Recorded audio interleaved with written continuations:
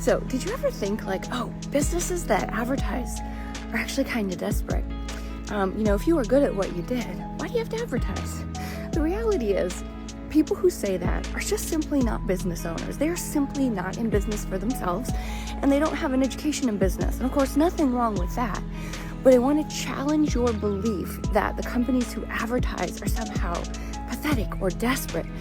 The reality is, if you're a serious business, you have built in 20 to 30% of your budget all year round, 24/7 for the life of your business to constantly get people to your business, to the right people into your business. In fact, look at a company like Nike or AT&T. They still advertise, and you might think, why would they even advertise? They are so good at what they do.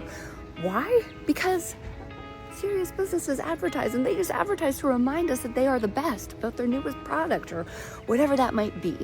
So the belief that, businesses that advertise are somehow desperate, no.